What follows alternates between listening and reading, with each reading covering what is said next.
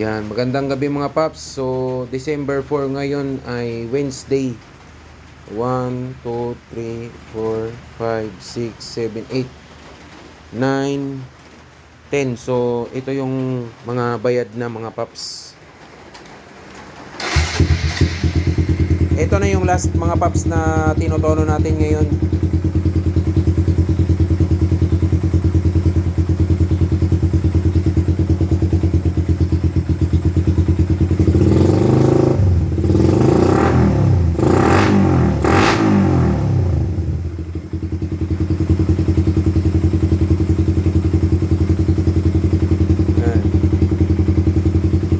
So, konting instruction ulit tayo mga paps.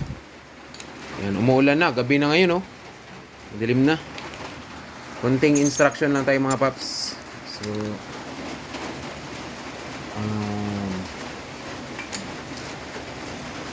yan.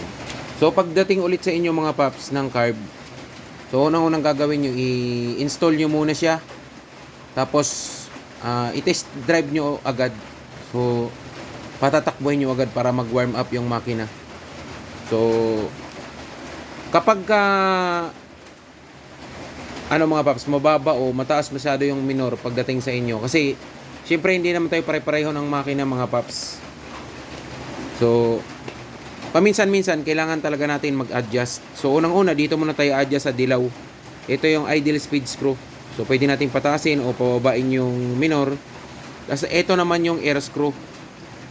Kapag naman bumabagsak yung minor mga paps, pwede tayong magluwag dito ng paunti-unti. Yan, di ba? Pwede tayong magluwag ng paunti-unti diyan para maka-pick up ng hangin yung yung carb natin during idle. So kapag naman sinisinok mga paps, pwede rin tayong magsara ng paunti-unti. So nakasulat yung mga reference na ikot natin dito. Yan, nakasulat yan diyan. So, reference lang yan mga paps. Kumbaga, kung gusto nyong ibalik sa dati, ganun. Pero, kung gagalawin nyo yung sa may air screw. So, ganun yun mga paps. Para maibalik nyo siya sa dating ikot niya sa tono natin.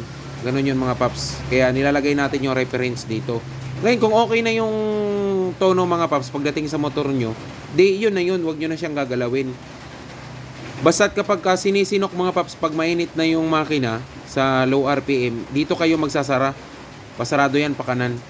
Kapag naman bumabagsak yung minor, pwede kayong magluwag dito ng paunti-unti. Pero, kailangan mag-a-adjust din kayo dito mga paps. So, papakiramdaman nyo. Kasi hindi naman tayo magpapareha ng makina. Kumbaga, isang makina lang kasi yung tinutunuhan natin. So, maaaring i-install natin sa medyo hindi na masyadong good condition ng makina. Kaya kailangan din natin mag-a-adjust. Diba? Kasi hindi naman tayo pare-pareho ng makina mga paps. So kapag naman full throttle, medyo parang pakiramdam nyo ikapos, may free tayo dyan mga paps na jetting. Dalawa yung free natin na jetting. So ito yung main jet, ito yung maliit. Yan maliit yan. So, ito yung papalitan natin mga paps kapag full throttle, para siyang kapos.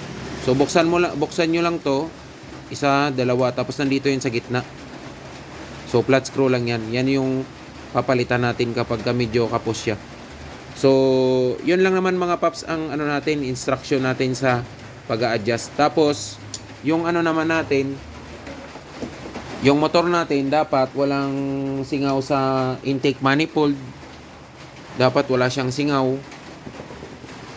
Dito sa may head na side dito dapat wala siyang singaw. Kasi pag may singaw yan, hindi talaga yan siya tutuno ng maigi kahit anong adjust. Tapos yung air cut natin dapat walang singaw, or yung air cut mismo natin, yung dalawang hose na malaki at maliit, tatakpan nyo yun o babaloktin, talian nyo lang. Basta kailangan walang singaw. Kapag naman gagamitin nyo yung fuel cap, dito nyo yun ilalagay. Kapag hindi nyo na gagamitin yung fuel cap, pag nakarekta na yung gas, so tatakpan nyo na lang to. Yan, ito. So yun lang naman mga paps, kitang-kita naman. Hindi sumasayad sa chassis yung carb natin.